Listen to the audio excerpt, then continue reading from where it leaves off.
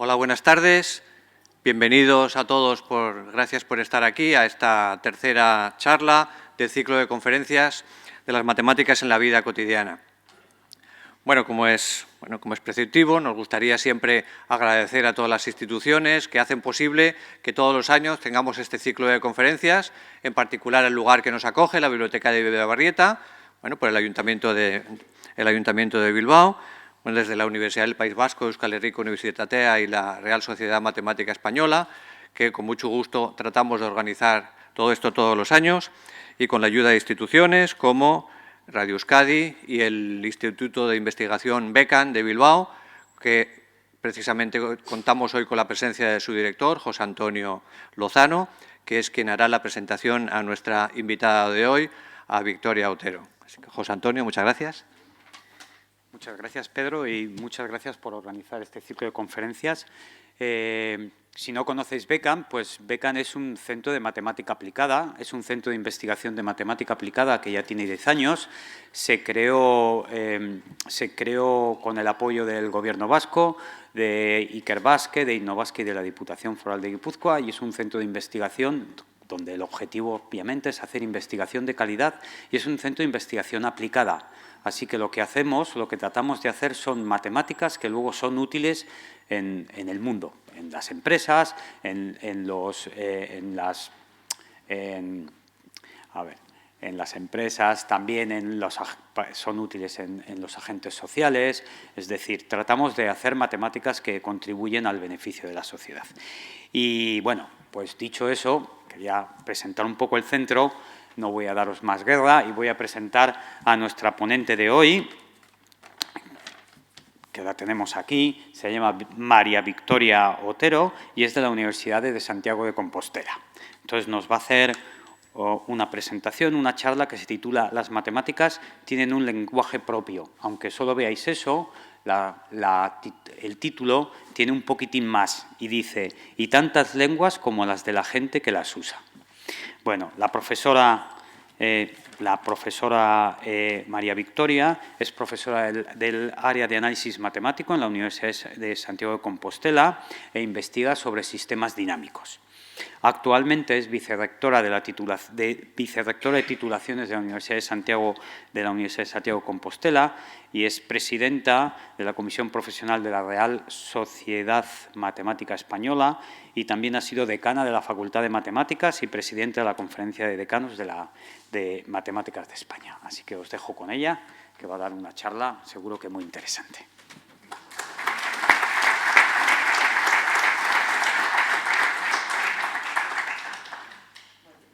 Muchísimas gracias, buenas tardes. Es un placer para mí estar aquí en Bilbao en este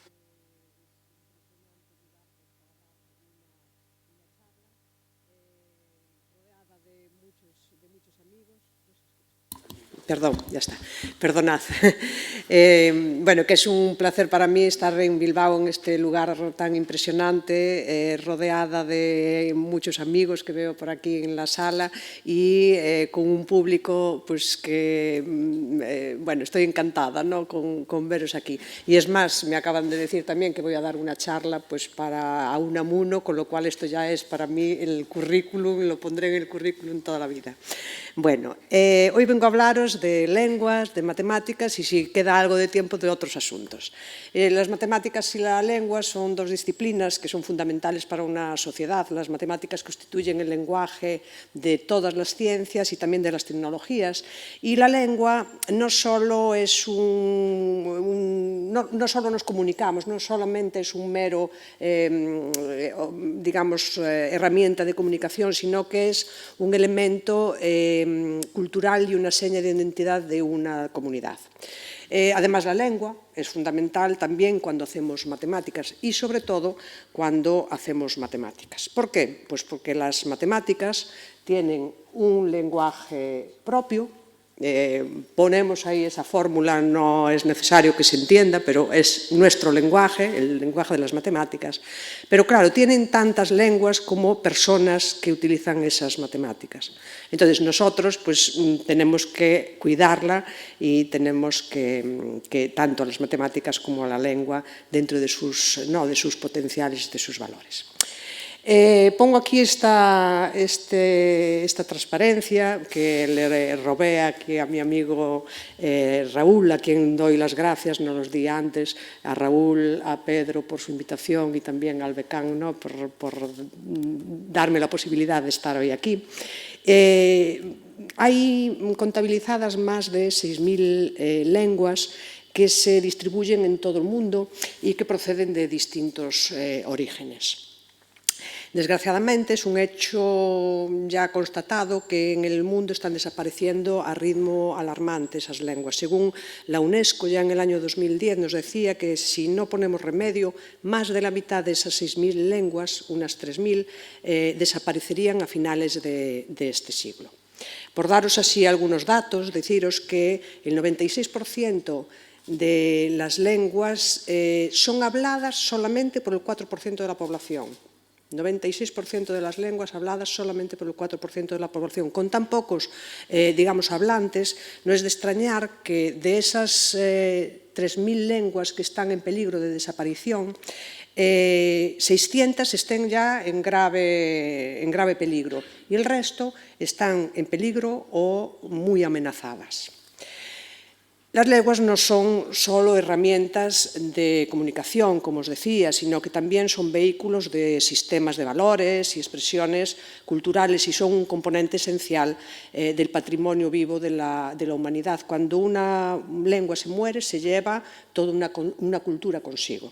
Por ejemplo, con la desaparición de lenguas no escritas e indocumentadas, la humanidad perdería no solo una riqueza cultural importante, sino también un importante conocimiento ancestral. Imaginaros pues, todas las lenguas indígenas que están desapareciendo y que en el momento que se desaparecen se llevan toda su cultura y todo su saber de tiempos inmemoriales. Estamos ahora mismo en un mundo muy globalizado y existe una creciente competición entre idiomas. Esta competición provoca que muchos de estos idiomas suelen alcanzar un punto de crisis pues después de ser desplazados por un idioma que es socialmente o bien políticamente o bien económicamente más dominante. Hay situaciones en las que hablar una determinada lengua es clave pues, para encontrar un empleo, para educación, para oportunidades, etcétera, etcétera. Incluso se da el caso de que muchos padres no enseñan a sus hijos las lenguas maternas pues porque las perciben como un obstáculo para el éxito de su vida. En muchas comunidades de inmigrantes esto está ocurriendo en este momento. Bueno, nosotros no queremos que este proceso sea irreversible. Está pasando, pero no queremos que ese proceso sea irreversible. Entonces, debemos de realizar muchas estrategias de lingüísticas bien planeadas, bien implementadas, pues para reforzar esos esfuerzos que hacen los hablantes de muchas comunidades pues para proteger, mantener, revitalizar sus lenguas y transmitirlas pues, a las generaciones más jóvenes. Y es por eso muy importante conocer cómo es la dinámica de la evolución del uso de una lengua. Es fundamental el conocer cuáles son los mecanismos que regulan la evolución del tamaño de los hablantes, ¿no?, de una determinada lengua, y tener un conocimiento de eso nos permitiría buscar acciones que sean diseñadas y que sean estratégicas pues, para mantener lenguas, no solamente mantenerlas, sino pues, potenciarlas. ¿Esta circunstancia qué generó? Pues generó que ahora mismo empiece a haber, bueno, ahora mismo no, ya hace un tiempo, haya un gran número de investigadores que están precisamente investigando en la dinámica del lenguaje, viendo cuál sería la evolución en el mapa de lenguas del mundo. Y es aquí donde pues, empezamos a trabajar los matemáticos. Nosotros sabemos que las matemáticas son una poderosa herramienta que ayuda a comprender muchos fenómenos que nos rodean, pero nos preguntamos lo siguiente: ¿pueden también incidir en la comprensión de los mecanismos que están detrás del uso y la transmisión de una lengua? ¿Pueden las matemáticas ayudar al desarrollo de estrategias para potenciar y mejorar el uso de un determinado idioma? ¿Es posible sintetizar con fórmulas matemáticas la evolución lingüística en un territorio? Bueno, pues voy a intentar mostraros algunos de los trabajos que están realizando matemáticos para intentar comprender un poco la evolución del uso de una lengua y en algunos de los trabajos pues, yo misma he participado. Hay muchos estudios que usan modelos matemáticos y se centran en la dinámica del lenguaje, pero no de la lengua en sí, solamente del lenguaje, es decir, en concreto, por ejemplo, lo que son la transmisión y evolución de la sintaxis de un determinado lenguaje, bien de la gramática o de otros aspectos que son estructurales del lenguaje, pero nosotros lo que queremos es saber cómo evoluciona una lengua como un todo, no queremos saber cómo está variando, no, sino que queremos ver cómo es la evolución del número de hablantes de una determinada lengua. Lo que os quiero mostrar es cómo a través de modelos matemáticos se pueden analizar la evolución del uso de una lengua, conocer la dinámica de los hablantes de cada uno de los idiomas en una comunidad que vamos a suponer que es una comunidad sencilla, vamos a suponer que es una comunidad bilingüe, o sea, bilingüe. Hay dos lenguas, ¿no? Una comunidad en donde hay dos lenguas que vamos a suponer como en competición unas con la otra, ¿no? Entonces vamos a tener en cuenta distintas hipótesis. Los modelos matemáticos siempre se plantean con unas determinadas hipótesis y en principio vamos a utilizar hipótesis objetivas pero muy sencillas, ¿no? Para intentar ver por dónde podemos empezar, ¿no? a estudiar esta evolución. Entonces, en un primer momento buscamos un modelo sencillo en el que se tenga en cuenta que la masa atrae hablantes. ¿Qué quiere decir esto? Que cuantas más personas hablen un idioma, más atraerán a otras a que lo hablen hacia sí. ¿Vale? Y la segunda hipótesis es que el prestigio de una lengua también atrae hablantes. ¿Qué significa esto? Eso sería el estatus de una lengua. Esto significaría que una lengua atrae hablantes si se percibe ventajas, pues, bien sociales, bien económicas o algún tipo de ventajas para hablarlas, ¿no? Entonces, esas ventajas suponen que atraerá hablantes hacia esa lengua. Entonces, nosotros estamos ahí en una comunidad bilingüe, hay dos lenguas, hay los hablantes de una determinada lengua X y los hablantes de una determinada lengua Y. Partimos de ese modelo sencillo, las dos lenguas vamos a pensar que compiten entre sí por el número de hablantes y se supone que todos los hablantes pues, son monolingües, no vamos a pensar que hay hablantes de ambas lenguas, solamente son monolingües y pensamos que la población está altamente conectada, es decir, los hablantes de una determinada lengua no se encuentran ni espacialmente en un sitio y otros en otro, sino que están todos interconectados tanto desde el punto de vista estructural, del espacial, como del punto de vista social, ¿vale? No vamos a hacer distinciones sociales entre los hablantes de una y de los hablantes de la otra.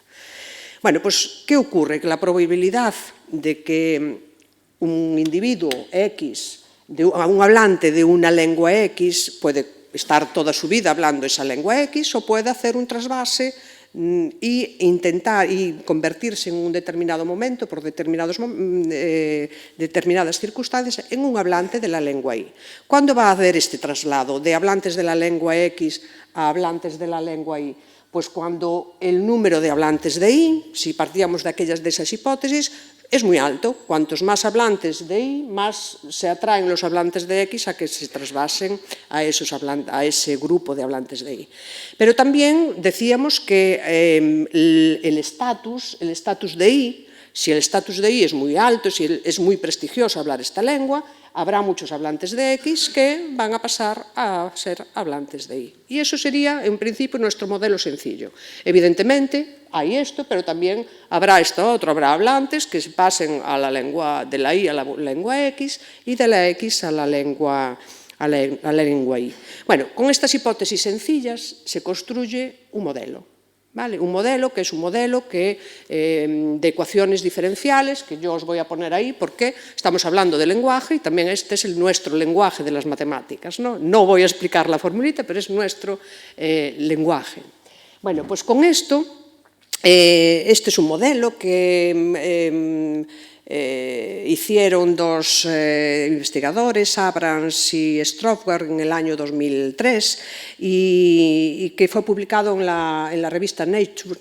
y que desde mi punto, bueno, pues revolucionó un poco, ¿no?, el estudio, ¿no?, de las lenguas desde el punto de vista de las matemáticas. En este marco, estos autores lo que consideraron fue los idiomas, eso, como decíamos antes, como competición entre sí, que se compiten por el número de hablantes, y fue un modelo en el que se ajustaron la evolución histórica de 42 territorios del planeta con 2 idiomas. ¿Vale? Y lo que os pongo aquí, y porque lo pongo ahí porque fueron los que más, digamos, más se ajustaron, los mejores fueron el gaélico con el inglés en Escocia, que sería este de aquí, el quechua con el castellano en Perú, que sería este de aquí, y en estos dos de aquí serían el galés con el inglés en Gales. Las figuras que pongo ahí muestran la proporción de hablantes a lo largo del tiempo, en este caso lo que yo decía de gaélico. Veis que en un determinado momento, en 1880, tenía un determinado número de habitantes y fue disminuyendo pues, a llegar al año 2000 pues, a una cantidad bastante pequeña. ¿Vale? En el quechua con el castellano pues pasa lo mismo, pero si os dais cuenta ya en el año 2030 pues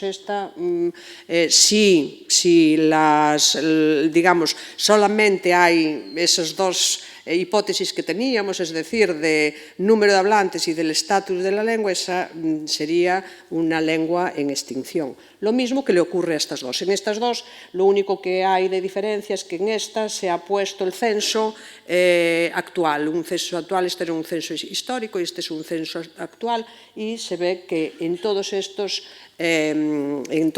modelos pues, aparece la extinción de la lengua. Fijaros que os pongo aquí lo que es ese, y ese es el estatus. Fijaros en el estatus 0,33, 0,26, la extinción es, digamos, más rápida, ¿no?, de ese idioma, y, sin embargo, en este, cuando el estatus de la lengua, que aquí veis que aumentó un poco con respecto a esto, parece que la evolución, digamos, va disminuyendo el número de hablantes, pero parece que todavía, pues, bueno, pues no hay una extinción. Ese estatus S da la sensación de que es algo relevante lingüísticamente. ¿Vale? Entonces, se puede medir en un momento determinado, si nosotros estamos pensando si un idioma está amenazado o no, podríamos medir cómo es ese estatus, y eso se puede medir matemáticamente, simplemente definiendo bien lo que se entiende por estatus. Entonces, si nosotros sabemos que ese es bajo, y si no, podríamos verlo como digamos, un nivel de amenaza de esa lengua. Y entonces nosotros podríamos formular políticas, formular estrategias mediante educación, mediante publicidad, para que ese estatus, esa S, pues aumentara. Y con eso nosotros aumentaríamos, digamos, o evitaríamos, ¿no?, una extinción de un idioma. No sé si alguien se está preguntando cuál es la S del euskera, no sé si decirlo o no, no quiero que cunda el pánico. En este modelo, la S del euskera es 0,24,62, lo cual querría decir que estaríamos, fijaros, como el quechua con el castellano o el español. Evidentemente, esto sería con esas simples hipótesis de estatus y solamente masa, ¿no? Aquí se están haciendo muchas otras políticas para que esto no ocurra, ¿vale? Pero evidentemente hay que hacer ese tipo de políticas, ¿vale? Bueno, ya veo que no cundió el pánico, o sea que ya esto me tranquiliza. Bueno, en la perspectiva de estos dos investigadores que nos hicieron este modelo, fijaros que solo se consideraban competencia de dos lenguas, y además de dos lenguas muy diferentes, quechua, castellano, gaélico con inglés, o sea, son dos lenguas muy diferentes, que coexisten como dos grupos bastante segregados, es decir, solamente se habla una cosa o solamente se habla otra, y no hay individuos bilingües. ¿Vale? De esta manera, digamos, la persona tiene una primera lengua clara y después puede cambiar, pero cambia y abandona la otra, ¿no? Esto a priori parece extraño, es un modelo que es un poquito extraño, pero es realmente posible. ¿Vale? Esto lo demuestra, por ejemplo, el hecho de que en áreas del Perú donde se habla precisamente el quechua, haya niños que no pueden hablar con sus abuelos, porque unos hablan en castellano y otros hablan en quechua. No se entiende. Y esto está pasando. El hablante, además, no puede hacer suyo el otro idioma y termina priorizando uno de ellos, uno de los idiomas, porque no consigue, ¿no?, el hacerse con el otro, porque son muy diferentes entre sí ambos idiomas. Y entonces uno de los idiomas roba al otro. ¿Vale? O sea, que eso es posible. Sin embargo, por ejemplo, en lenguas o en regiones o en comunidades como la mía, en Galicia, tenemos el gallego y el castellano. Son dos lenguas que es perfectamente posible hablar entre hablantes de las dos distintas lenguas. Si uno habla en gallego y otro habla en castellano, nos entendemos perfectamente. Y además la similitud de su gramática y vocabulario facilita pues, que el aprendizaje de uno de esos idiomas sea más fácil cuando conoces el otro, ¿no? Es mucho más fácil pasarnos de esos idiomas. Entonces, parece que es posible la aparición y la supervivencia de un grupo bilingüe, ¿vale? Socialmente significativo, y esa aparición puede depender, pues eso, de la similitud de los dos idiomas en competición. ¿De acuerdo? Pero, ¿cómo de próximas son dos lenguas? Pues evidentemente el chino y el gallego parece que están más distantes que el gallego y el español, está claro, pero también el euskera y el castellano están mucho más distantes que el gallego y el castellano. Por tanto, para saber esa similitud entre lenguas, nosotros tendríamos que poder definir cuán separadas son esas dos lenguas. Entonces se define un coeficiente de semejanza. Con este coeficiente de semejanza nosotros vamos a poder realizar otro modelo matemático que nos indique qué es lo que puede pasar con un modelo que complica un poquito más las situaciones. Pasamos a un modelo más complicado. Ese modelo más complicado, bueno, más complicado no, pero bueno, con más riqueza, ¿no? Ese modelo más complicado pues sería hay en una comunidad hablantes de una lengua X, hablantes de una lengua Y, pero también aparecen los bilingües. ¿De acuerdo? ¿Qué ocurre? Nosotros podemos pasar, como antes, de hablantes de X a hablantes de Y, ¿vale? En el momento en que estos hablantes de X pasan a hablantes de Y, ya se dejan de ser hablantes de X, ¿no? ¿Y esto por qué ocurre? Pues ocurrirá como antes. Tendremos que tener en cuenta la cantidad de hablantes de la lengua Y, que si hay muchos atraen a esos, tendremos que tener en cuenta el estatus, pero también ahora tendremos que tener en cuenta cuál es esa similitud entre los dos idiomas. Pero un hablante de la lengua X, en este caso, dice, bueno, yo quiero aprender la lengua Y, entonces me voy a pasar a ser hablante de la lengua Y, pero yo no tengo por qué olvidarme de mi lengua materna. ¿Vale? Entonces, lo que podría ocurrir es que hubiera otros movimientos, es decir, que un hablante de aquí pase aquí, que un hablante de X se haga hablante de Y, pero no pierda su lengua inicial, y bueno, lo mismo pasaría de los hablantes de la lengua Y a los hablantes de la lengua X, pero ahora también hay otro movimiento, que sería que una persona que ya es bilingüe, por algún motivo determinado, decida que no quiere ser bilingüe y, por tanto, va a ser hablante solamente de una lengua. ¿Vale? Con todos estos movimientos entre unos y otros, los matemáticos hacemos una fórmula, que la pongo también, y sería esta, en donde aparecerían pues, las relaciones que hay entre los hablantes de la lengua X, los hablantes de la lengua Y, donde aparecen, digamos, esos factores que son la semejanza, la similitud entre las lenguas, etcétera, etcétera. ¿De acuerdo? Y con esto nosotros podemos ver qué es lo que ocurre o lo que ocurrió con el gallego, por ejemplo, en los últimos años. Nosotros lo que hacemos es un ajuste, ¿no? Con los datos históricos que hay de los hablantes del gallego y de castellano entre 1875 y 1975, ajustamos y vemos que efectivamente esa fórmula nos da una buena visión para, digamos, hacer ese estudio. Fijaros aquí, los hablantes del gallego, que eran muchos en 1875, fueron disminuyendo, y a la medida que iban disminuyendo estos hablantes, lo que iba ocurriendo es que tanto los hablantes del castellano únicamente como los hablantes de bilingüe fueron aumentando. Pero claro, es un absurdo hacer una fórmula matemática que me indique que lo que ha pasado está ahí bien. No, es un absurdo, porque a mí lo que me interesa ya los hablantes de un determinado momento, yo ya los conozco, ya sé cómo pasó, qué es lo que ha pasado. Yo lo que quiero es que esa fórmula me ayude de alguna manera a dar un paso más, y es a predecir el futuro. ¿Vale? Entonces, si yo digo, tengo en cuenta todos esos factores que os he estado comentando.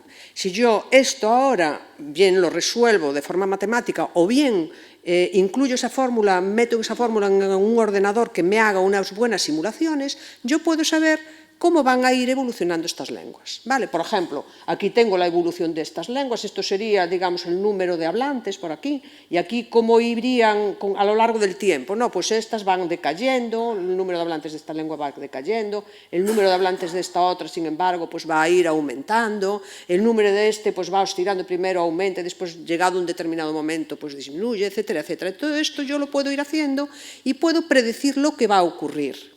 ¿Por qué? Pues porque sería muy interesante que yo tenga mis planteamientos y diga, si esto sigue así, si mis circunstancias son las mismas que las que hay ahora, estas lenguas, lo que les va a ocurrir con ellas es esto. Si yo me gusta lo que ocurre, ¿vale? Pues muy bien, lo dejo como estoy, procuro no variar las circunstancias y que el futuro sea como tiene que ser. Ahora, si yo veo que alguna de las lenguas va a morirse, o va a desaparecer, yo lo que puedo hacer es decir, bueno, como esta lengua está en peligro, yo voy a hacer alguna acción que evite que esa lengua se muera. Una acción, pues eso, que es ciertas políticas, ¿no? Ese diseño de políticas yo las puedo transformar matemáticamente.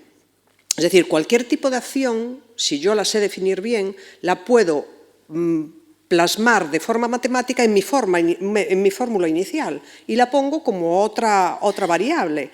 Entonces yo puedo hacer un experimento y decir matemáticamente el hacer esa acción va a dar como resultado esto. Entonces yo ya puedo ir haciendo como un laboratorio de experimentación de lenguas para pues, ver efectivamente que los resultados son los deseables. ¿Vale? Entonces es importante pues eso, tener este tipo de fórmulas. Con esto que os acabo de decir, la pregunta es... ¿a lo largo del tiempo van a poder convivir dos lenguas en una comunidad con esas circunstancias con las que os decía? ¿O es el bilingüismo un fenómeno que va a ser estable a lo largo del tiempo? Y si es estable, ¿tiene algunas, digamos, condiciones bajo las que puede ser estable o no ser estable? Bueno, pues todo esto se estudia al tener esa fórmula matemática, nos permite estudiar cómo va a ser la evolución de esas lenguas. Y la evolución de esas lenguas, pues vemos, por ejemplo, aquí la del gallego-castellano, que nos dice que la K era digamos, la constante que separaba al gallego y el castellano. Esa K es 0,8, las constantes son entre 0 y 1, ¿no? Entonces, esa 0,8 es muy grande, con lo cual me indica que hay mucha similitud entre los dos idiomas. Y esto lo pongo aquí, y aquí tengo mi 0,8. Y la S, que es el estatus, es 0,26. El gallego no es, digamos, no se ve, desgraciadamente, como una lengua que tenga un estatus grande, debido a que, bueno, no se ven las ventajas sociales ni económicas, pues para que tengas que hablar esa lengua. Entonces, es bajo y se encuentra por aquí. Si nosotros hacemos la simulación, aquí tenemos el estatus y aquí tenemos vemos que el gallego se encuentra ahí en ese sitio. Hemos comprobado que dentro de todos los estatus posibles y de todas las similitudes posibles, se pueden hacer distintas regiones. Las regiones que pongo aquí en verde son aquellas regiones en las que con ese estatus y esa similitud es posible la estabilidad de un grupo de hablantes bilingües. Es decir, las dos lenguas van a sobrevivir, van a estar vivas y al mismo tiempo habrá un grupo de hablantes bilingües que sea estable. Sin embargo, en las azules no. Fijaros que aquí la similitud, por ejemplo, en un sitio como este, la similitud es muy grande entre las dos lenguas. Y entonces ahí no importa tenemos ahí para eso una misma similitud, no importa el estatus de esas lenguas porque vemos que como son muy parecidas, ambas lenguas van a seguir hablando. Sin embargo, cuando la similitud es muy pequeña, que sería por estas regiones, resulta que casi va a ser imposible que esas lenguas sobrevivan las dos y que exista un bilingüismo, sino que una de ellas va a sobrevivir y va a extinguir a la otra, ¿no? Va a hacerse dominante, ¿de acuerdo? Y eso es porque hay una similitud pues, muy distinta entre las dos, son lenguas totalmente distintas y, por tanto, si no se hacen otro tipo de acciones, pues no van a sobrevivir las dos.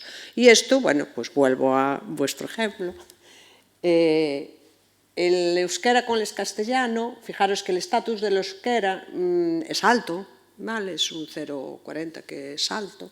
Sin embargo, la similitud es muy pequeña entre el euskera y el castellano. Por tanto, si estaríamos por aquí y si no se toman distintas acciones para que la lengua sobreviva, una de ellas va a comerse a la otra. ¿Y esa cuál va a ser? Pues aquella que tenga más número de hablantes. ¿Vale? Si en un determinado momento hay más hablantes del euskera que de castellanos, en ese determinado momento será el euskera el que se coma al castellano. ¿Vale? Entonces, bueno, pues ahí...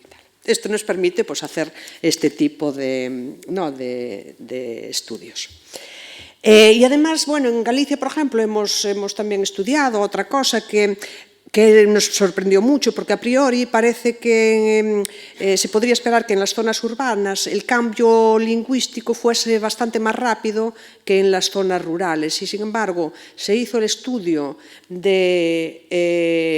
por distintas, digamos, el estudio de las velocidades de la variación del uso de una lengua y se vio que no, que eran donde más rápido variaba el uso del lenguaje eran en zonas rurales. Y la pregunta es, vamos a pasar de palabras a números, pero es posible cuantificar, yo os hablaba de cuantificar cuál es la distancia de dos lenguas, es posible determinar el coeficiente entre esas lenguas, yo os hablaba de ese coeficiente K que nosotros definíamos, pero ¿cómo se puede, digamos, definir matemáticamente cómo sería ese coeficiente K que nosotros tenemos que utilizar en la fórmula? Bueno, pues es crear un plato, ¿vale? Nosotros tenemos que crear un plato, ese plato, ¿qué sería? Pues, ¿qué es lo que queremos hacer? Pues queremos analizar, ¿qué queremos analizar o cuantificar? Queremos analizar la distancia entre las lenguas, queremos hacer una variación lingüística de una determinada zona, queremos hacer una evolución del lenguaje en un determinado momento y en un determinado espacio. Nosotros tenemos que definir qué es lo que queremos. Con eso tenemos que buscar la receta. Y la receta pues, nos la van a dar seguramente los lingüistas, porque nosotros tenemos que definir qué es lo que queremos. Es decir, ¿qué se entiende que dos lenguas sean distintas? ¿Hasta qué punto dos lenguas tienen que ser distintas? Tenemos que ver cuáles son los conceptos que yo tengo que utilizar para, digamos, hacer una variabilidad entre esas dos lenguas. Y tenemos que determinar los indicadores que estudiados intervendrían ahí, pues pueden ser variables fonéticas, como se dicen las palabras en una determinada región o en otra, puede ser como variables morfológicas, pueden ser variables léxicas. Hay que definir todas estas cosas. Y también tenemos que buscar los ingredientes. Y los ingredientes no van a ser otros más que datos lingüísticos que pueden ser de distintos tipos y que se han utilizado pues, a lo largo de la historia y de la evolución. Y después tenemos que hacer el cocinado. Y el cocinado lo hacemos los matemáticos, que sería traducir al lenguaje matemático y conseguir el modelo que nos permita pues, extraer toda la información que nosotros queremos. O sea, sería hacer esto para, digamos, pasar de esas palabras a los números, ¿no? Por ejemplo, en Galicia, un grupo de investigadores, hai un grupo que está formado por lingüistas, está formado por matemáticos e está formado por informáticos. Bueno, pues en ese grupo se analizaron cuantitativamente os datos lingüísticos, estudiando aproximadamente 600 variables fonéticas y morfológicas y léxicas de varios tipos, y pudo medirse cuantitativamente cuál es la distancia lingüística entre algunas de las variedades de dialecto del gallego, que se entienden como variedades del dialecto gallego, y lo que se entiende por un gallego estándar o normativo, si queréis, ¿no? Entonces, fijaros ahí, pues aparecen distintas regiones con sus distancias entre ellas. Aparecería esta región, esta, y aquí una pues muy pequeñita, que es la que tiene, digamos, más distancia con el tal. Entonces, sí se pueden medir matemáticamente, siempre y cuando se defina bien, pues eso, qué se entiende por dialecto, cuál es la distancia mínima que tiene que haber entre una lengua, un dialecto y otro para considerarse distintos, etcétera, etcétera. ¿Vale? Y ahora digo, ¿cómo tenemos esos ingredientes? Porque los ingredientes son datos lingüísticos, pues los ingredientes son datos que se han usado históricamente, que provienen de todo tipo de textos, incluso de revistas, de vídeos, de películas, etcétera, etcétera, escritos pues, en una lengua. Por ejemplo, en la Real Academia Española, en la Academia, posee un banco de datos donde se recogen datos de muy distinta procedencia. Los datos se recogen en corpus. Los corpus son un conjunto de textos que pueden ser novelas, obras de teatro, guiones, libros de texto, guiones de cine, noticias de prensa, ensayos, incluso son transcripciones radiofónicas, transcripciones de programas televisivos, transcripciones de conversaciones. Todo eso lo podemos ver en ese banco de datos que tiene la Academia y que son utilizados precisamente para eso, para ir conociendo el significado, las características de palabras, de expresiones y de construcciones, y para obtener, por ejemplo, características globales de un determinado idioma en un determinado momento.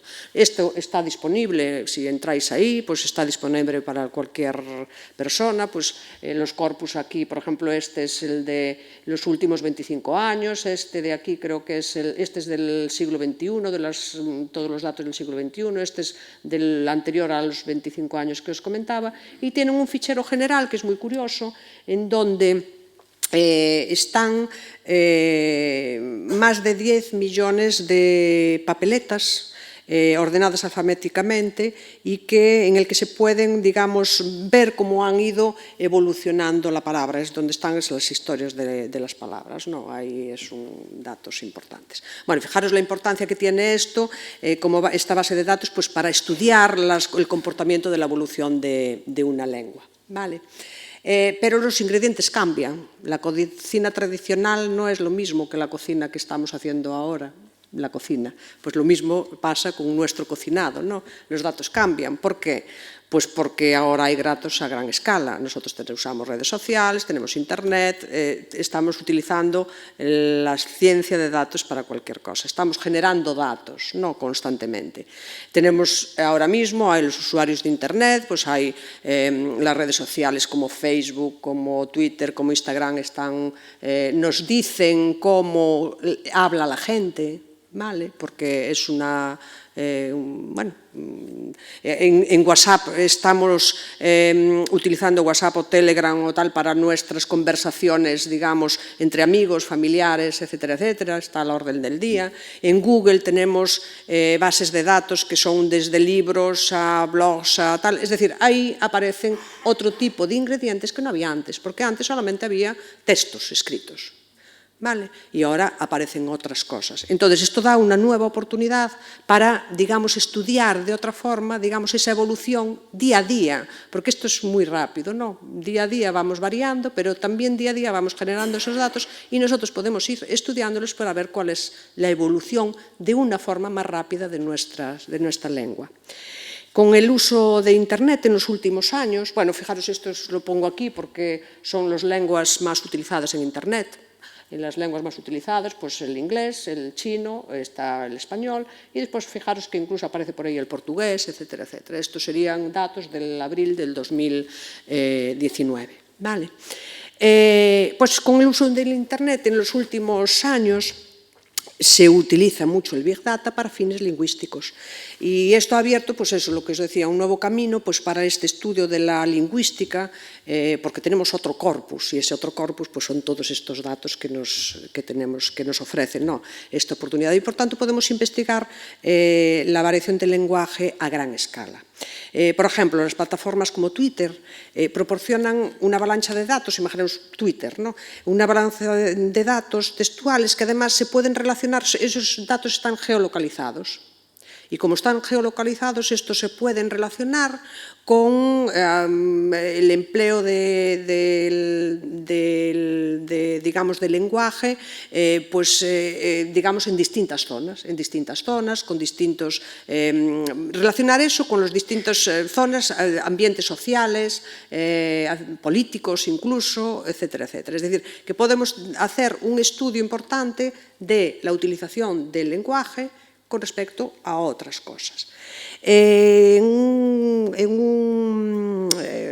un congreso que hubo en Lyon, pues el curso pasado, creo, al que asistí, que estábamos en ese congreso matemáticos y lingüistas, pues unos investigadores pues nos explicaron, ¿no?, qué es lo que estaban haciendo pues en relación pues al estudio, ¿no?, de la evolución de unas determinadas lenguas con respecto a datos, y esos datos provenían de Twitter. En estos trabajos nos mostraban cómo evolucionaban las variedades mundiales del inglés americano, del inglés, a lo largo del tiempo y también de forma espacial. Y eso nos lo hacían, o sea, era, digamos, el lenguaje escrito, ¿no? Era la evolución del vocabulario y de la ortografía del inglés. Lo que utilizaron fueron 4.000 millones de datos de tweets. Twitter vende datos. Hay otras, ¿no?, bases de datos, o sea, otras redes sociales que no lo hacen, pero Twitter sí que lo vende datos. Entonces, estos investigadores compraban esos datos y utilizaban esos datos pues, para ver cómo era la evolución del inglés a nivel mundial. Y también utilizaron los datos de Google Books, correspondientes a libros publicados en Estados Unidos y en Inglaterra. La ventaja de esto, ¿qué era? Pues que utilizaron, digamos, datos del lenguaje estándar escrito, de libros. Fijaros que ese lenguaje nos da un poco, digamos, un aspecto sesgado, porque el lenguaje del libro suele ser pues, muy cuidadoso, muy académico, pero al mismo tiempo, como tenían esa otra base de datos del Twitter, podían comprobar, también estaban utilizando formas coloquiales del lenguaje. Bueno, pues encontraron, no nos sorprende, pero bueno, es lo que hay, encontraron que el inglés americano es la forma dominante del inglés fuera del Reino Unido, pero también comprobaron que su influencia se siente incluso dentro del Reino Unido, el inglés americano. También analizaron cómo ha ido evolucionando, digamos, esa tendencia y comprobaron dos momentos históricos importantes para que fueran dominantes, digamos, el idioma inglés americano frente a los otros. Y esos dos, digamos, hechos históricos fueron, por un lado, la Segunda Guerra Mundial y el otro, la caída del muro de Berlín. Evidentemente, en estos dos hechos, los Estados Unidos quedaron como única potencia, superpotencia, y la influencia pues, de Estados Unidos en la cultura y en todos los ámbitos pues, ejerció fue evidente, digamos, a todos los niveles. Bueno, más cosas, así me paso a otra cosa. Podéis estudiar, gracias a las matemáticas, también podéis hacer, digamos, un mapa de los apellidos, de la distribución de apellidos por un determinado territorio. Esto lo podéis ver en la página del Instituto Nacional de Estadística, ahí está mi apellido, la distribución ya veis por dónde está, en mi acento veis de dónde vengo, pero mi segundo apellido es Espinar. Y mi segundo apellido Espinar, ya veis también de dónde está distribuido. Y también vengo de ahí, porque mi madre era andaluza y mi padre gallego. Entonces, veis por dónde no están mis dos apellidos. Esto es importante. ¿Por qué? Porque fijaros que los apellidos proporcionan indicadores relacionados con muchos aspectos, pues aspectos demográficos, aspectos étnicos, culturales, genéticos de la población. Yo misma, ¿de dónde vengo? Si no lo supiera, evidentemente gallega sí soy, pero si no lo supiera sabría que mi procedencia es del sur, ¿no? También. ¿Y esto qué es lo que hace? Que nos proporciona información pues, sobre tendencias de movimientos sociales, inmigratorios, etcétera, etcétera. De tal forma que no solamente eso, yo puedo ver cómo está mi apellido. Esto es un portal que es a nivel mundial, cómo está mi apellido distribuido, el primero, Otero, pues por todo el mundo. Es decir, cuáles son los aspectos migratorios, cuáles son de dónde vienen el origen. Fijaros, aquí hay en todo el planeta datos desde 1880. Esto es una base para los investigadores sociales importantísima, ¿no? Una cosa que que está ahí. Y ahora ya paso de apellidos y de mapas a otro mapa, por cambiar un poco, ¿vale? Y ese mapa, parece que es un mapa. Yo en dibujaba un mapa, ahí dibujo en que se dibuja un mapa y lo que se dan son colores dependiendo de la distribución de los apellidos Otero. Es decir, yo parto de un mapa mundi. Aquí no parto de un mapa mundi, aunque parezca que sí lo hago, ¿vale? Esto es una gráfica. Para nosotros los matemáticos ahí vemos datos y grafos que los unen, ¿vale? Esta imagen está hecha con datos de amistad de Facebook, de cerca de 10 millones de pares de amigos. ¿Cómo hago esto? Pues simplemente en las matemáticas yo tengo mi cuadrícula, hago una cuadrícula, yo estoy en Santiago, yo uso Facebook. Estoy en Santiago y tengo amigos, tengo a Raúl de amigo y tengo a Pedro también de amigo de Facebook, ¿vale? Entonces, lo que hace con esta información es, pues yo en esa cuadrícula, pues estoy por aquí, a ver si estoy por aquí, pincho ahí, porque yo soy una de esas usuarias de Facebook y aquí está, pues, tanto Pedro como tal, y entonces esos dos datos, con la latitud y la longitud, se pone en Santiago, se pone Bilbao y después un grafo que los une a ambos. Esto está hecho simplemente con esos datos. Fijaros que reproducen bastante fielmente lo que es un mapa mundi. ¿O no? Bastante. ¿Qué hay aquí de forma oscura? Es bastante para nuestro mundo, pero fijaros que China ahí no aparece. Vale. No sé, no debe de tener muchos, o no se buscaron datos de China, a lo mejor lo que no hay es que no se tenían los datos de usuarios de China, quizás, o es que no utilizan mucho esto. Bueno, está claro que Facebook sabe mucho más de lo que nosotros nos imaginamos de nuestra vida, ¿vale? Como os decía antes, si nosotros queremos saber algo, lo único que tenemos que hacer es cocinarlo, o sea, tener una receta y ver qué plato queremos, qué es lo que queremos hacer, cocinarlo y tener los datos, y Facebook tiene los datos. Entonces, recopilando esos datos, las matemáticas van a hacer el resto, porque siempre tendremos algo que preguntar y ese algo que preguntar, pues podremos hacer un algoritmo eficaz que nos dé pues, como resultado lo que nosotros queremos hacer.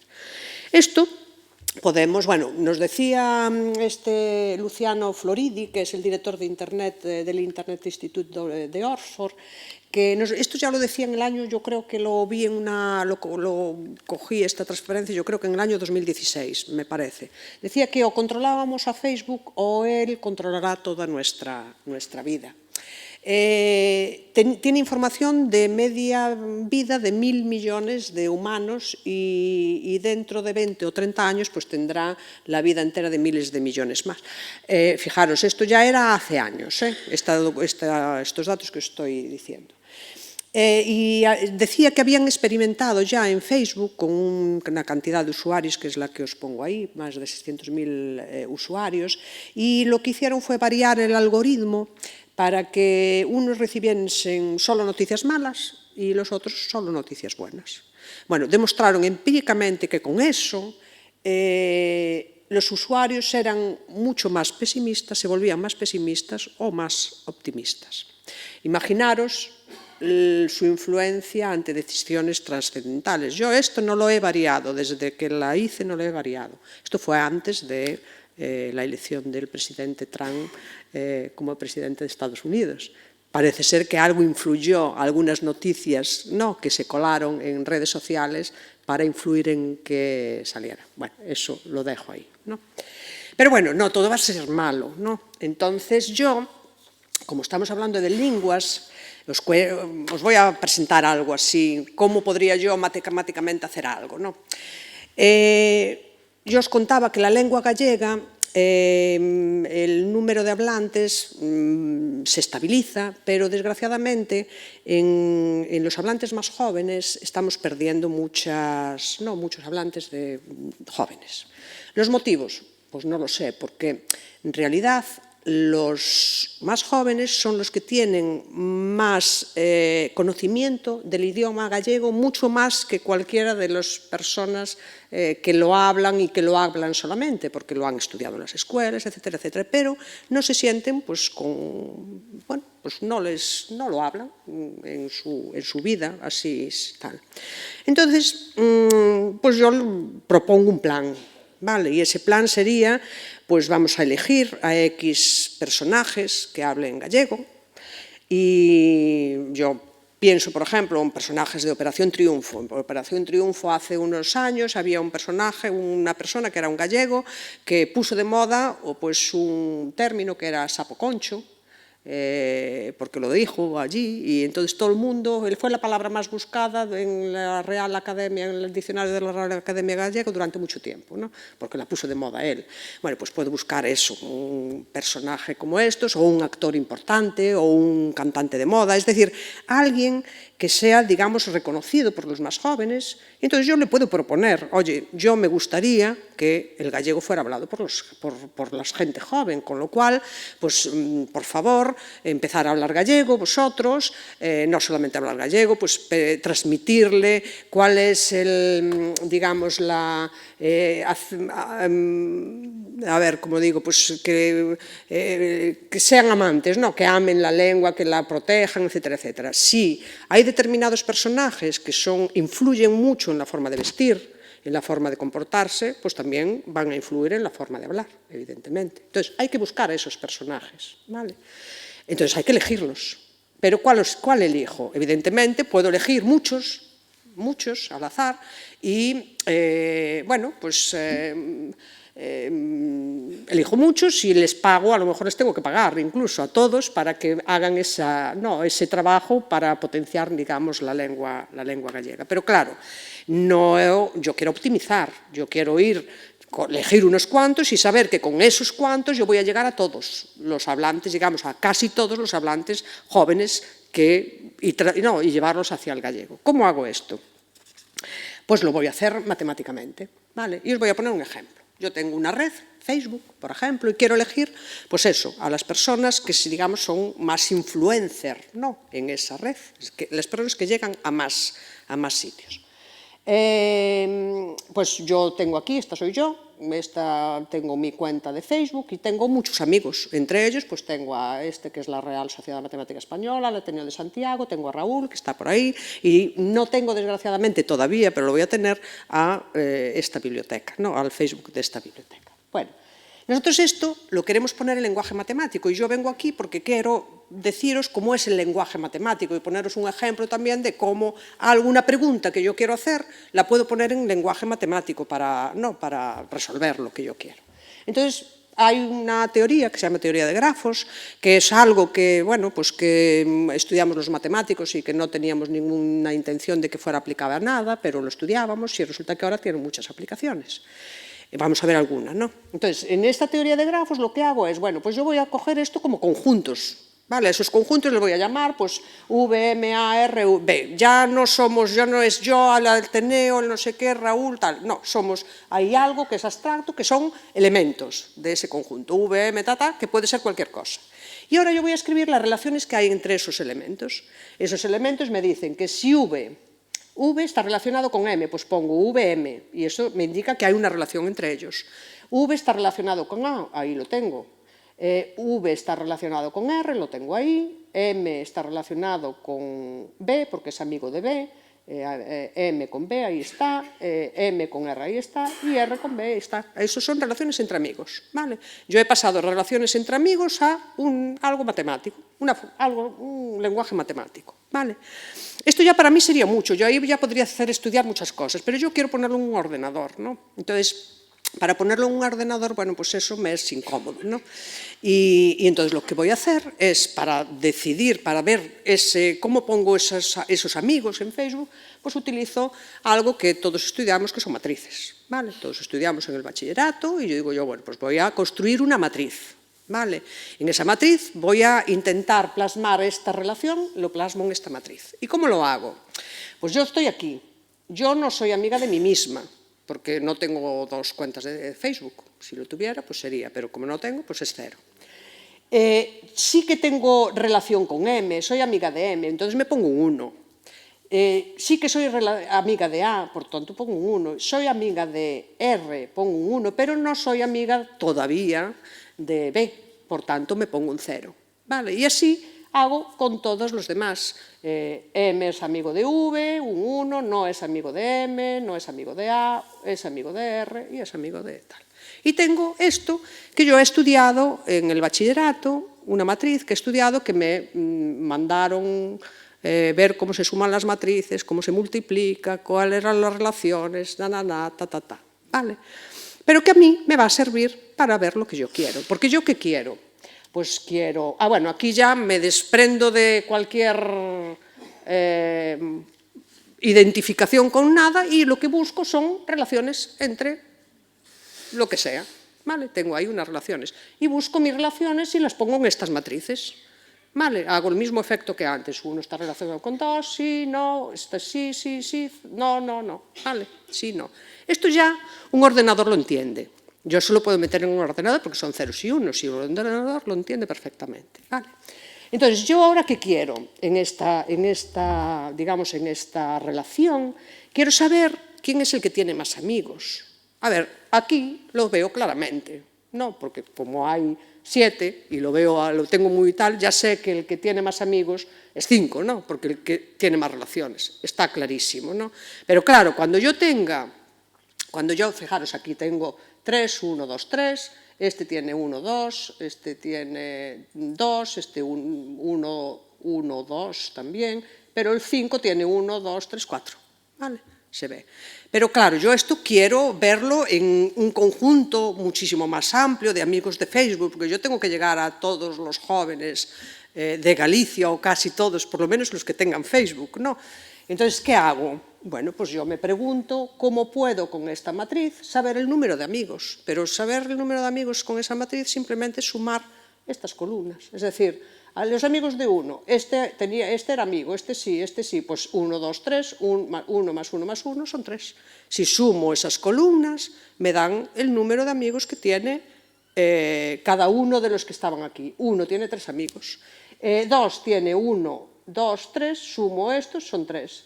Y fijaros que al final, si sumo todas y comparo esas sumas, el que me dice que tiene más amigos es 1, 1, 1, 1, que forman, sumo estos y son 4. Simplemente con esta suma yo ya sé quién es el que es más influencer.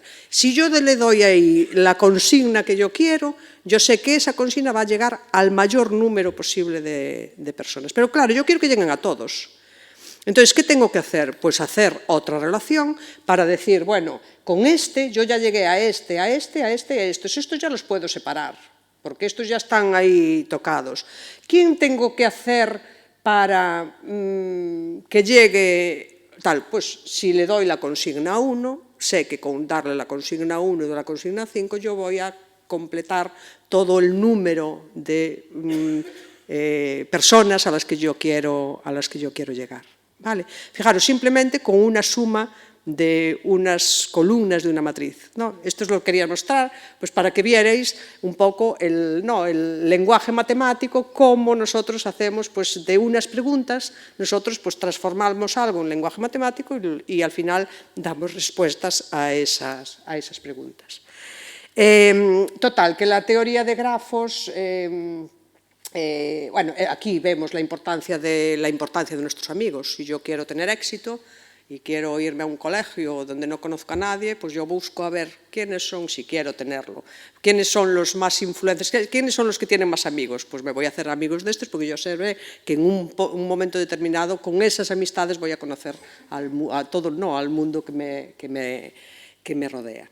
Bueno, pues la teoría de grafos es una gran inspiración para las redes sociales, o sea, para las ciencias sociales. Se están utilizando esa teoría pues para hacer grandes cosas, pero no solamente para las redes sociales, para las ciencias sociales, sino también, por ejemplo, para el estudio de enfermedades. Nosotros tenemos aquí las redes de interacción entre proteínas, que son redes muy complejas. Gracias a la teoría de grafos, yo lo que puedo hacer es identificar, la misma teoría que habíamos visto para las redes sociales, es identificar proteínas esenciales que serían aquellas que al ser dañadas producen la muerte del organismo. Fijaros, si una proteína influencer, es dañada, esa proteína va a cortar, digamos, a muchas otras proteínas y, por tanto, va a ser muy rápida la desaparición. Con lo cual, si nosotros podemos saber cuáles son esas proteínas dañinas, en este caso las influencers dañinas, yo podré conocer algo más sobre una enfermedad y podré, pues, intentar progresar en la curación de esa enfermedad. Termino pues, simplemente pues, para deciros que lo que os decía al principio, que las matemáticas tienen una lengua propia, pero tanto la terminología como la notación de las matemáticas facilita mucho la labor de los profesionales de las matemáticas. Pues en las matemáticas nosotros utilizamos una sintaxis que es muy precisa y además codifica mucha información que sería difícil de escribir, digamos, de otra manera, si no es de forma matemática, lo cual la convierte en una herramienta fundamental pues, para las demás ciencias. Pero esa herramienta fundamental para las demás ciencias, esa rigidez, esa característica de nuestro lenguaje matemático también lo convierte en una barrera que dificulta la transmisión del conocimiento a determinados sectores no especializados. Es muy difícil transmitir las matemáticas a sectores no especializados. Y no solamente a sectores no especializados, sino a estudiantes. Simplemente a los estudiantes porque se enfrentan a un nuevo lenguaje abstracto que necesita, digamos, un esfuerzo a mayores para ser comprendido. Bueno, desde la Real Sociedad Matemática Española pues somos muy conscientes de ellos y hay mucha gente que está trabajando precisamente para intentar mejorar la transmisión de las matemáticas en todos los ámbitos y la percepción del lenguaje relacionado con las matemáticas. Aquí en el País Vasco hay gente presente y muchas otras que no están, que tienen una gran dedicación precisamente a intentar pues, divulgar las matemáticas de otro punto de vista para ser comprendidos, Entonces, bueno, en esta acción pues, estamos intentando pues, ver la manera más idónea de transmitir pues, todos estos conceptos matemáticos. Con esto en mente, se firmó un convenio con la Real Academia Española entre la Real Academia Española y la Real Sociedad Matemática Española con el objetivo pues, de mejorar también el lenguaje que está en el diccionario, en el diccionario de la Real Academia Española para, digamos, revisar y actualizar los términos relacionados con las matemáticas en el diccionario. Hicimos un grupo de trabajo en el que yo me encuentro, pero también se encuentra, que no lo sé, no lo estoy viendo, a Javi Dúo, que estaba hace un momentito por aquí. ¿Qué tal, Javi? Y en eso estamos trabajando, ¿Por qué pongo esto? Bueno, pues lo pongo simplemente y pongo aquí una foto en la que estamos ese grupo de la Real Sociedad Matemática Española reunido reunidos en una jornada de trabajo con miembros del Instituto de Lexicografía y con los miembros de una comisión de vocabulario científico y técnico de la RAE, y os lo pongo simplemente, bueno, pues para anunciar, o sea, deciros que hay muchas cosas que se están haciendo, ¿no? Pues para esa transmisión de las matemáticas, pero también para deciros que las matemáticas y la lengua pues no tienen que estar separadas, que tienen que estar juntas y que tienen, bueno, pues que intentar, digamos, unirse pues para, digamos, mejorar algo de lo que es la sociedad, ¿no? Y yo creo que con esto pues ya voy a terminar.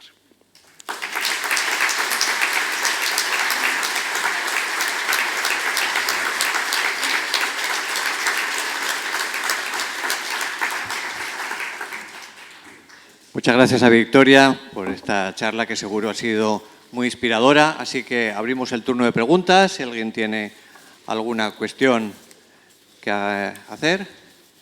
Sí. Buenas tardes. Me ha encantado la conferencia porque, bueno, pues cuando ha empezado he dicho, ¿qué relación va a tener, no? ¿Qué relación va a tener con la lengua? No sé, como estadística sí, pero vamos, como fórmula matemática no me lo esperaba y lo he visto claramente, muy bien explicado, muy bien expuesto, me ha encantado. De lo que yo sé de las lenguas minoritarias, pues yo leí una vez en un estudio que cada día se pierde una lengua, cada día una de las 6.000 que usted ha dicho, cada día se pierde una. ¿Por qué? Porque cada día muere la última persona de esa comunidad que hablaba esa lengua.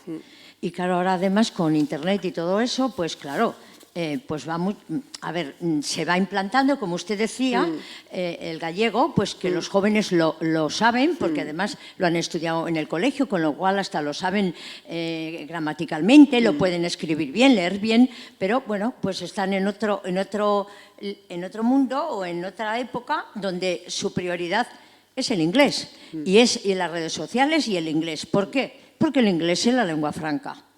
¿Y qué es la lengua franca? Pues es algo que no están en los programas de educación. Porque yo pregunto a chavales de 17 años, 18, que les veo en grupos y a veces les pregunto algo en inglés y casi nadie sabe lo que le he dicho, casi nadie sabe. Y todos, y han ido a Inglaterra y a Irlanda, y pues bueno, pues aquí el inglés no es el fuerte, ¿no? Pero a lo que iba, también le quería comentar que en ese mapa que ha puesto donde China no aparecía una lengua, pues yo le quiero contar mi experiencia en China. Yo no fui de turista, yo fui con un familiar mío que iba a un congreso científico hace 3 años. Y para todos los que vamos de acompañantes, como son muy organizados los chinos, nos preparan cosas para ver durante las horas que ellos están en su congreso. Y, bueno, entre muchas cosas que había que ver, bueno, pues como en todos los sitios, templos, museos, había un colegio chino. Ver un colegio chino, estar allí durante 2 horas en el colegio, o sea, dentro de la clase de los alumnos, de la edad de los alumnos que quisiéramos. Entonces, como mi hija tenía entonces una hija de 8 años, y es la que me hizo la selección, pues pedimos una clase de una niña de 8 años. ¿Y sabe con qué sorpresa nos encontramos? Pues, ¿a que no se imagina en qué idioma educan a los niños chinos el Partido Comunista Chino, que es el que manda en China en este momento y años atrás, desde el 2000, lo había observado, pero no lo había visto? Pues no en chino, no en chino. ¿Por qué? Pues porque, como es Partido Comunista, allí todo es público. Todas las escuelas son públicas, todas. Y, claro, pues el programa público del gobierno comunista dice que el inglés, el chino tiene que venir sabido de casa. Y luego allí les enseñan a escribirlos con jeroglíficos y a leerlos. Pero el idioma oficial de la primaria, de la secundaria, de la preparación para la universidad, ya en la universidad también, no es el chino. No es el chino. Pero es que tampoco hay ni guarderías ni infantil, porque tendrían que ser públicas. Y ese dinero lo ahorran y lo usan todo para la investigación. Porque dicen que el niño tiene que venir de casa y cuidado hasta los 6 años, que es cuando va al colegio, pues es por la madre. Claro. Entonces, el idioma oficial en la escuela china, que es todo pública, es el inglés, no es el chino. Y le voy a contar más. Sí, no, porque lo he visto. O sea, que no es que me lo ha contado, es que he estado dentro de la clase, lo he visto. Ya, pues ya termino enseguida. Sí. Entonces, ¿qué pasa? Ay, se me ha ido un poco el hilo. ¿Qué pasa con el inglés? Pues porque ellos consideran... bueno, no hay colegios privados, no lo permiten. Y eso que lo están pidiendo los ingleses y los americanos, dicen que para los hijos de los nacionales que trabajan en China, de sus padres, ¿no? Pues dicen que no, porque como todos en inglés, porque no necesitan a ninguna escuela privada. No, ¿para qué? Bueno, pues entonces el inglés es el oficial. Y luego, claro, les enseñan el suyo, pero como ya lo hablan, solamente saberlo leerlo y escribirlo. Y ese lo he visto yo en una clase de unos niños de 8 años, hace 3 años en noviembre. Y luego, si tengo tiempo, les contaré otra cosa. Gracias. Sí. Bueno, hemos entendido bien la pregunta, pero ¿alguien que quiera hacer alguna? ¿Alguna pregunta por ahí? Sí. A ver, buenas tardes. Muchas gracias por la charla. En el primer modelo matemático que has presentado, decías que el estatus del euskera era 0,24, pero luego en el segundo aparecía que era 0,40. Sí, distintos. Para los distintos modelos hay distinta... sí. Fíjate además, por ejemplo, que en el primer modelo, incluso el del gaélico iba cambiando. En un determinado momento era 0,4 y se volvía 0,46 por el nuevo censo. En algún momento determinado eso cambiaba. Es decir, eso es algo que en el modelo que yo os comentaba es algo fijo, ¿no? Porque está dado, digamos, por datos, ¿no? En un determinado momento, pero eso deberíamos, para el modelo irlo mejorando, deberíamos hacerlo cambiante, porque evidentemente el estatus va cambiando por otras actuaciones que puedas tener, ¿no? La percepción es distinta, ¿no? Digamos que en este caso los modelos que yo he puesto aquí son modelos muy sencillitos, que deberíamos de ir, digamos, no mejorando, sino complicando un poco más, ¿no? Pero bueno, no quería complicar mucho la situación, pero sí tienes razón que en uno de los modelos es 0,24 y en el otro es 0,40 y pico.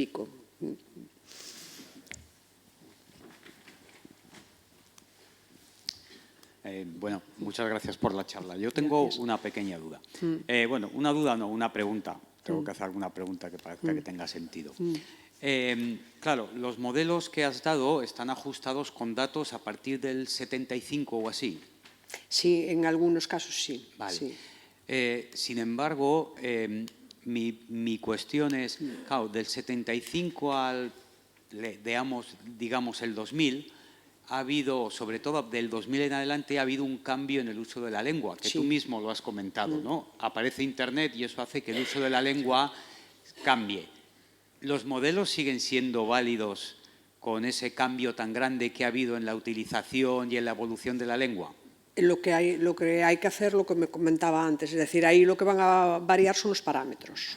Es decir, ahí lo que teníamos, a ver, el modelo es muy sencillo, el modelo simplemente es el número, por ejemplo, el primero es el número de hablantes y el estatus de una lengua, ¿no? Entonces el estatus sí que va a cambiar, ¿no? El número de hablantes también va a ir progresivamente, ¿no? Entonces, evidentemente, los modelos van a tener que ir evolucionando como van evolucionando, digamos, las lenguas, está claro. Pero bueno, ahí habría que poner eso, no constantes, parámetros constantes, sino algunos parámetros, o sea, no variables, ¿no? Que tendríamos que ir, digamos, con el tiempo, que variaran sobre el tiempo, sí.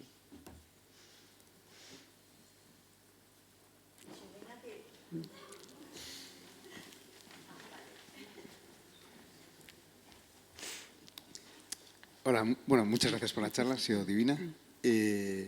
¿Cuál es la labor, digo, por el gráfico que has puesto antes, que estáis haciendo con la RAE? Con la RAE, vamos a ver, en un primer momento hay distintas actuaciones. Tuvimos un determinado momento hace un par de años que lo que hicimos fue un proyecto, digamos, muy amplio que nos financió precisamente la FECIT para, digamos, la transmisión del lenguaje matemático. Tuvimos, digamos, encuentros con lingüistas, con periodistas, con comunicadores científicos, etcétera, etcétera, pues para ver cuál era la mejor manera, ¿no?, de introducir, digamos, nuestro lenguaje matemático, transmitir las matemáticas, no de forma tal. Eso, digamos, sería una acción así más tal.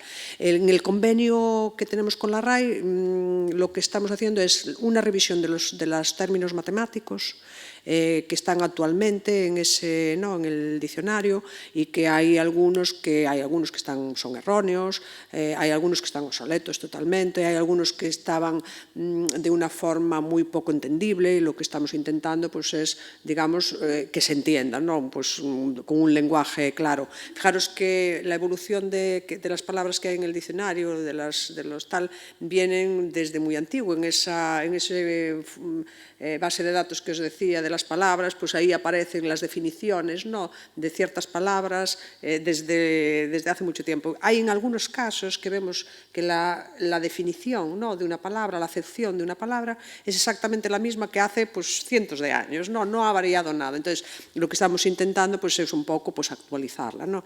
Y lo que también esta segunda parte tenemos que hacer es introducir muchos términos que en este momento no están y que precisamente debido pues a las nuevas tecnologías, casi todas, muchos debido a las nuevas tecnologías, deberían de estar por su uso, porque una palabra se introduce en el diccionario cuando es un uso, digamos, tan elevado que, bueno, pues que se puede introducir. Hablábamos esta mañana, precisamente a la hora de comer, cómo algunos de los términos que se introdujeron ahora, no matemáticos, sino que se introdujeron, fueron muy polémicos. Por ejemplo, la introducción de asín, ¿no? Hablábamos asín.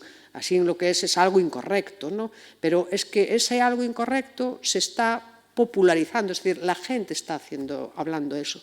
Y eso, al final, lo que produce es una evolución del lenguaje. Seguramente que muchos de los términos que tenemos ahora aquí también han venido, imagínate, del latín, por una vulgarización de ese término. Entonces, esa evolución pues, es la que está, no, es la que se está pasando.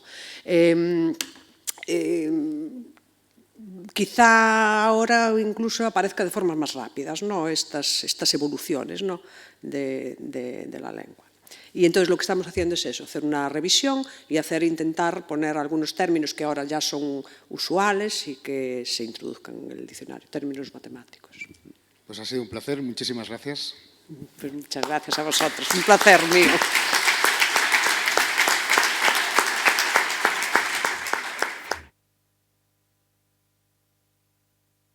Claro, es que la semana que viene la charla no será el jueves, sino el miércoles, porque cambiábamos un poco el día. Gracias.